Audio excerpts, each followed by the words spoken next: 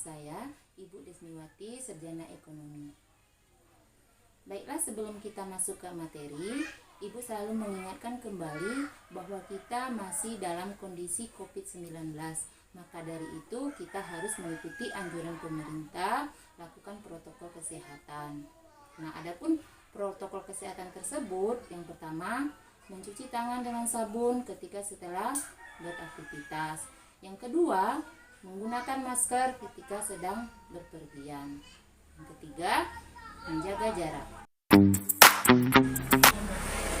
Nah, untuk kali ini kita belajar IPS kelas 8. Materi kita yaitu di bab 3.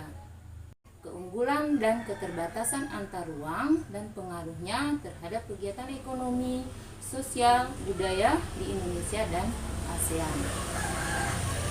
Nah, adapun tema kita hari ini, keunggulan dan keterbatasan antar ruang dalam permintaan, penawaran, dan teknologi. Nah, kemudian ada tujuan pembelajaran. Nah, tujuan pembelajaran kita yaitu setelah menyimak materi, diharapkan siswa dapat menjelaskan keunggulan dan keterbatasan antar ruang dan peran pelaku ekonomi dalam perekonomian di Indonesia.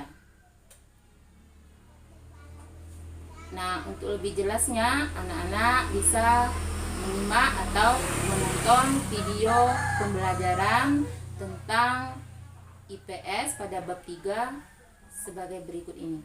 Silakan. Sebelumnya, Ibu akan memberi kalian pertanyaan.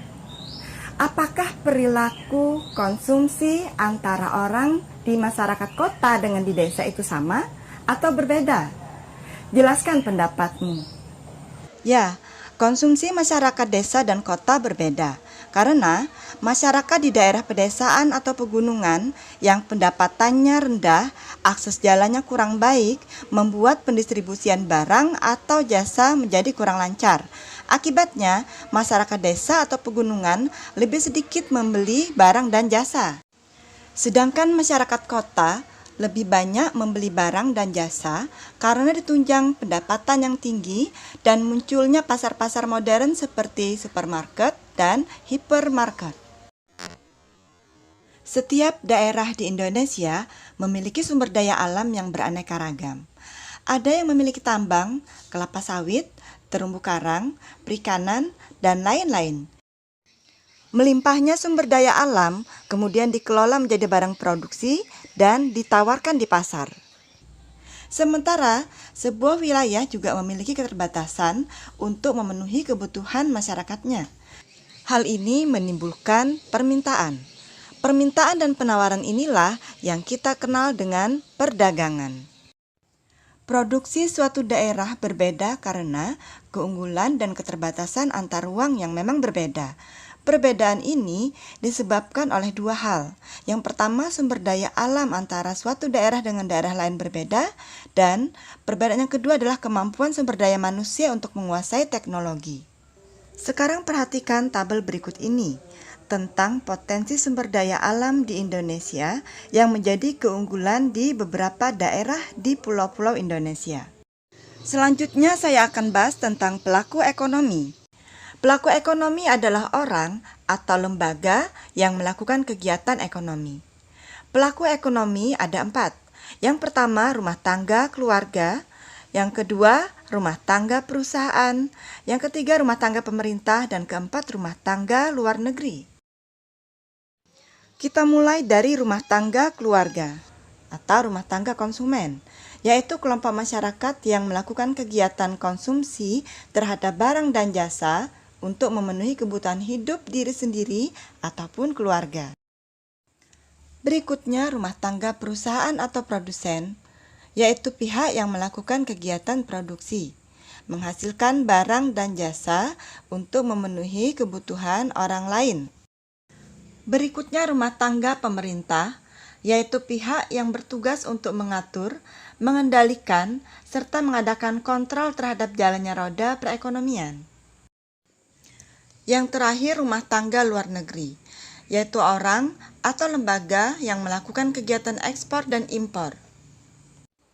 Sekarang saatnya kita latihan. Bangsa Indonesia harus selalu bersyukur karena telah dikaruniai oleh Tuhan sumber daya yang cukup banyak dan beragam di setiap daerah, termasuk pertambangannya. Di mana saja lokasi pertambangan di Indonesia dan pemanfaatannya untuk apa saja. Isilah tabel di bawah ini dengan cara mengerjakan berpasangan. Kemudian tugas individu. Amati gambar berikut ini. Apa yang dimaksud dengan pelaku ekonomi?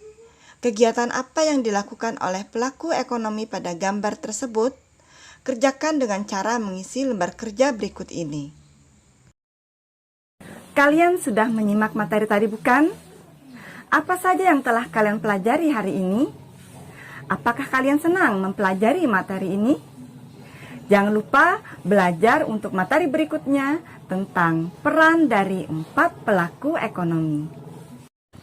Sumber daya alam tersebar di seluruh wilayah Indonesia dan sangat bermanfaat bagi kehidupan manusia. Hal ini menjadi keunggulan yang dimiliki bangsa Indonesia. Sayangnya, kurangnya penguasaan teknologi menyebabkan pemanfaatan sumber daya alam kurang maksimal. Karena itu, tugas kalian untuk belajar dengan baik sehingga kalian bisa menguasai teknologi dan memanfaatkan sumber daya alam dengan sebaik-baiknya.